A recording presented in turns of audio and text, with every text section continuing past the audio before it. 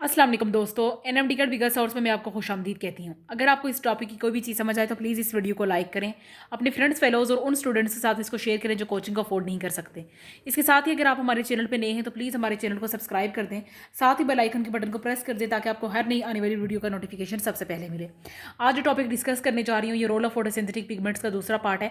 Chlorophyll को हमने discuss किया था, यहाँ हम कैरोटिनॉइड्स को डिस्कस करेंगे। कैरोटिनॉइड्स जो है वो टर्पिनॉइड लिपिड्स हैं।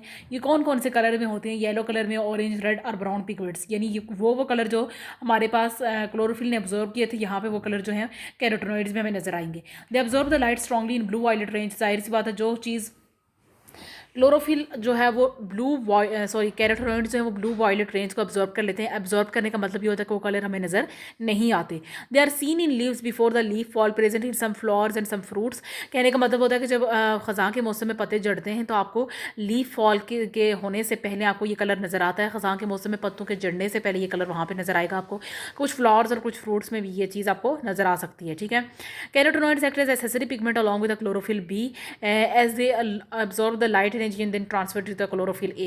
आपको याद होगा कि मैंने एमसीक्यूज में आपके साथ एक साइकिल डिस्कस की थी जिसमें मैंने कहा था कि सबसे पहले लाइट जो होती है वो कैरोटिनॉइड्स एब्जॉर्ब करते हैं, देन क्लोरोफिल बी एब्जॉर्ब करता है and then chlorophyll a absorb करता है। वो मकसद ये था उसका कि जो एक्सेसिव लाइट है वो क्लोरोफिल ए तक पहुंच ना सके, सिर्फ यूजफुल अमाउंट ऑफ लाइट पहुंच सके। इस वजह से कैरोटिनॉइड्स ने एक्सेस और हार्मफुल रेडिएशन एब्जॉर्ब कर ली, देन क्लोरोफिल बी ने भी एब्जॉर्ब कर ली और तब जाके वो लाइट जो है वो क्लोरोफिल ए तक पहुंची जो सिर्फ useful amount of the light थी। ठीक है, therefore they protect the chlorophyll A from excess of light. Same line is being repeating. They also attract the insects, birds and other animals for the pollination and dispersal। ये जो चीज़ है ये attract करते हैं insects को, birds को। ये colour जो है ना कैरोटिनॉइड्स के जो कलर आपके पास मौजूद होते हैं ये अट्रैक्ट करते हैं इंसेक्ट्स, बर्ड्स और अदर एनिमल्स को for the pollination and dispersal, ताकि पॉलिनेशन भी हो सके और वो सीड जो होता है वो डिस्पर्स भी हो जाए। ठीक है, दो टाइप्स हैं कैरोटिनॉइड्स की, एक तो कैरोटिन और एक तो जेंथोफिल। ठीक है, कैरोटिन के बारे में बताया जा रहा है कि ये कौन सा पिगमेंट है, इसके बारे में बताया जा रहा है कि ये ऑरेंज रेड पिगमेंट है और इसके पास आइसोप्रेनॉइड यूनिट है। ठीक है, आइसोप्रेनॉइड यूनिट्स मौजूद हैं and are found in all photosynthetic organisms. ये सब फोटोसिंथेटिक ऑर्गेनिजम्स में पाए जाते हैं। तो इनके बारे में बताया जा रहा है कि ये सब के तरह के फोटोसिंथेटिक यूकेरियोट्स में पाए जाते हैं। आगे लिखा हो कि the most wide spread and most important is carotene. Carotene को हम बीटा कैरोटिन भी कह सकते हैं, यानी कैरोटिन में सबसे इंपॉर्टेंट जो है वो बीटा कैरोटिन है। जेंथोफिल्स के बारे में बताया जाता है कि येलो इन कलर हैं और इनके पास भी आइसोप्रेनॉइड यूनिट्स हैं। आगे इसके बारे में बताया जा रहा है यहाँ पे कि lutein widely distributed xanthophyll which is responsible for the yellow colour of the foliage in the autumn. कहने का मतलब ये कि जेंथोफिल में सबसे ज़्यादा इंपॉर्टेंट कौन सी आपके पास है? ल्यूटिन इंपॉर्टेंट है और यही ख़ज़ां के मौसम में पत्तों को येलो कलर देने के लिए यही सबसे ज़्यादा इंपॉर्टेंट होती है आपके पास। रोल ऑफ कार्बन डाइऑक्साइड को अगर मैं डिस्कस करूँ तो सबसे पहले लिखा हुआ कि कार्बन डाइऑक्साइड का क्या रोल है फोटोसिंथेसिस में। तो हम ये कह सकते हैं कि carbon dioxide act as a carbon source for the synthesize of organic compounds in photosynthesis. आपको बताया जा रहा है कि कार्बन डाइऑक्साइड में जो कार्बन मौजूद है ना तो वो ऑर्गेनिक कंपाउंड्स का एक सोर्स है और उसके जरिए से ऑर्गेनिक कंपाउंड्स बन सकते हैं, कार्बोहाइड्रेट्स वगैरह बन सकते हैं। ठीक है, plants are therefore known as autotrophs. ये बात हम पहले भी फॉर्म एंड फॉर्मेशन में पढ़ चुके हैं। तो प्लांट्स को ऑटोट्रॉफ्स इसलिए कहा जाता है कि ये इन ऑर्गेनिक कंपाउंड्स को यूज़ करके ऑर्गेनिक कंपाउंड्स बनाते हैं। लिखा है कि carbon dioxide is utilized in compounds for the synthesis of an organic compounds। Carbon dioxide is utilized in the dark और light independent reaction of the photosynthesis.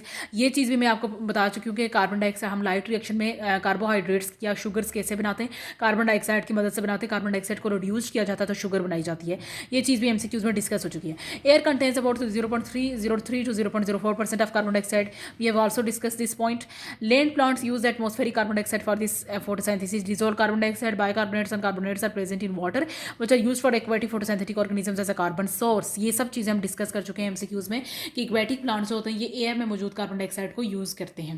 Water का क्या रोल है फोटोसिंथेसिस में, हम इसको स्टडी करने जा रहे हैं कि वाटर जो है वो एक रॉ मटेरियल है फोटोसिंथेसिस के लिए। वाटर एक्ट एज अ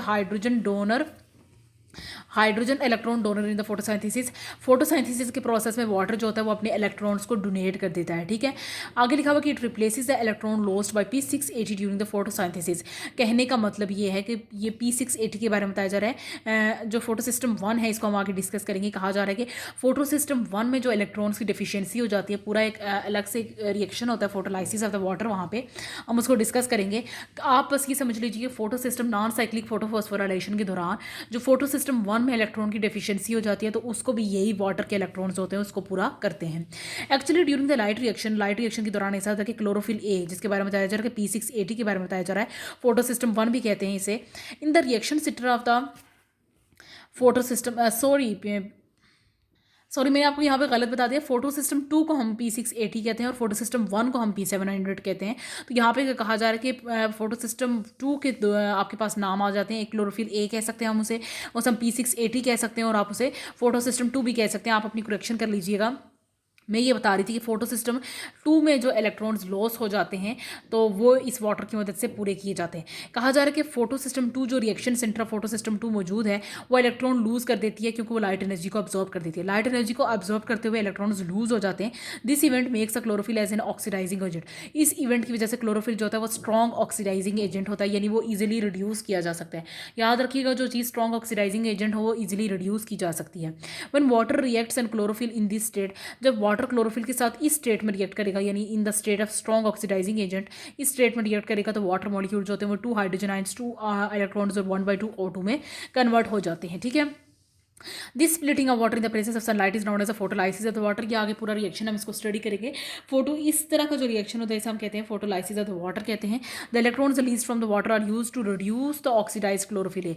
जो आपके पास इलेक्ट्रॉन्स रिलीज हुए हैं, ये देखिए टू इलेक्ट्रॉन्स आपके पास रिलीज हुए हैं, इनका फंक्शन ये होता है कि ये क्लोरोफिल को reduce the oxidize state of the chlorophyll की ऑक्सीडाइज्ड स्टेट को कम करने के लिए ये यूज़ किए जाते हैं so that it can absorb the light energy again. यानी लाइट एनर्जी के अब्जॉर्ब करने की वजह से पहले जो डेफिशिएंसी हो गई थी उसको दोबारा से पूरा करने के लिए हम फोटोलाइसिस ऑफ द वाटर का रिएक्शन करते हैं। आगे लिखा हुआ कि whereas electrons are taken by the NADP+ to whereas ions are taken by the NADP+ to form the NADPH। यहाँ पे आपके पास 2 हाइड्रोजन आयंस जो रिलीज हुए हैं ये आपके पास NADP+ लेके जाएगा और NADPH बना देगा। On the other hand the oxygen which is बताया जा रहा है which is produced by the photolysis of water released in atmosphere. ये जो oxygen photolysis of the water की वजह से मुझे आपके पास मिली है इसको एटमॉस्फेयर में रिलीज़ करवा दिया जाता है। Overall photolysis of the water में जब आपके पास 3 प्रोडक्ट्स मिले, इन इलेक्ट्रॉन्स को जो है वो फोटो सिस्टम 2 लेके चली जाती है ताकि वो अपने इलेक्ट्रॉन्स की कमी को पूरा कर सके और दोबारा से लाइट को अब्जॉर्ब कर सके। ये दो हाइड्रोजन आयंस जो है उनको NADP+ लेके जाता है और वो NADPH बना देता है और ये जो ऑक्सीजन होती है आपके पास ये एटमॉस्फेयर में रिलीज़ हो जाती है। वाटर का क्या रोल हो सकता है फोटोसाइंथेसिस में, इसको सबसे पहले इस चीज़ को किसने डिस्कस किया, वेन नील ने डिस्कस किया 1930 में। इसने क्या किया कि इसने कहा कि he hypothesized that plants split the water as a source of hydrogen. ये चीज़ भी हम डिस्कस कर चुके हैं कि उसका हाइपोथेसिस क्या था कि प्लांट स्प्लिट करते हैं वाटर को as a source of hydrogen and releasing the oxygen as a byproduct. This observation was based on the investigations of photosynthesis in bacteria that make the carbohydrates from carbon dioxide but do not release the oxygen. ये सब चीज़ें हम MCQs में discuss कर चुके हैं कि ये इन्वेस्टिगेशन इसने ये ऑब्जर्वेशन कैसे बनाई। वो एक जो है वहाँ पे बेसिकली पंजाब की बुक में एक स्पेशल MCQs भी वहाँ पे यूज़ किया गया था, special word by working on the spirogyra पे काम करते हुए उसे ये बात पता चली कि प्लांट जो थे वो स्प्लिट वाटर को स्प्लिट करते हैं as a source of hydrogen के सोर्स को यूज़ करके। ठीक है, नील का हाइपोथेसिस जो है वो कंफर्म्ड हो गया 1940 में जब फर्स्ट टाइम O18 को बायोलॉजिकल रिसर्च में यूज़ किया गया। इस एक्सपेरिमेंट में सबसे पहले एक्सपेरिमेंट में उसने क्या किया, मैं आपको ओवरऑल बता देती हूँ क्योंकि ये चीज़ हम पूरी MCQs में डिस्कस कर चुके हैं। ओवरऑल कहने का मतलब ये था कि हमने 2 ग्रुप्स में प्लांट को रखा है एक्सपेरिमेंट, एक ग्रुप 1 में रखा और ग्रुप 2 में रखा। ग्रुप 1 में जो हमने प्लांट रखा उसमें वाटर में हमने O18 यूज़ किया और कार्बन डाइऑक्साइड में O16 यूज़ किया। याद रखिएगा ग्रुप 2 जो है उसमें हमने वाटर में कैसे यूज़ किया, वाटर में हमने O16 यूज़ किया और कार्बन डाइऑक्साइड में O18 यूज़ किया, यानी दोनों रिवर्स हो गए। ठीक है, अब हमें रिजल्ट हमें ये मिलता है कि जो प्लांट्स फर्स्ट ग्रुप के थे उन्होंने O18 प्रोड्यूस किया लेकिन सेकेंड ग्रुप के प्लांट्स ने O18 प्रोड्यूस नहीं किया। ये अगर मैं आपको रिएक्शन बताना चाहूँ तो देखिए 6 molecules of carbon dioxide react with 12 molecules of water in the presence of light and chlorophyll gives the 1 molecule of the glucose, 6 molecules of water and 6 molecules of oxygen. ये वो पहला ग्रुप है, ये group 1 के plants है जिसमें हमने O18 use किया था। ये यहाँ पे देखिएगा ये O इसी कलर में इसलिए अंडरलाइन किया गया कि O18 यहाँ पे जो है आपको नज़र आ जाए ताकि O18 यहाँ पे यूज़ किया गया है। तो हमारे पास एंड में क्या चीज़ मिली है, एक्सपेरिमेंट 1 के उससे पता चला है कि इसने O18 दोबारा से प्रोड्यूस की है रिएक्शन में, ठीक है। दोबारा जब कार्बन डाइऑक्साइड को हमने O18 की फॉर्म में यूज़ किया तो उसने जो है वो चीज़ प्रोड्यूस नहीं की, O18 नहीं प्रोड्यूस की, बल्कि वो ग्लूकोज के प्रोडक्ट में जा चुका है। तो आपने ये याद रखना है कि ग्रुप 1 के प्लांट्स ने आपके पास जो है वो O18 दोबारा प्रोडक्ट में प्रोड्यूस किया in the form of the oxygen, ठीक है, ऑक्सीजन की फॉर्म में दोबारा।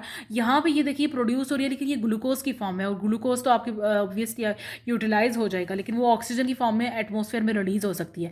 तो फर्स्ट ग्रुप के प्लांट्स ने उसको रिलीज़ किया, लेकिन सेकंड ग्रुप के प्लांट्स ने उसको रिलीज़ नहीं किया है। तो इससे हमें ये पता चला कि water is an essential material for the photosynthesis, या water is a raw material for the photosynthesis, हम ये कह सकते हैं, ठीक है। इसके साथ ही मैं अपनी वीडियो से इजाज़त लेना चाहूँगी। उम्मीद है आपको ये टॉपिक अच्छे से समझ आ गया है। फिर भी अगर आपको कोई चीज़ समझ नहीं आती तो आप उसे कमेंट सेक्शन में पूछ सकते हैं। ओके जी, इजाज़त दीजिएगा। अल्लाह हाफिज़।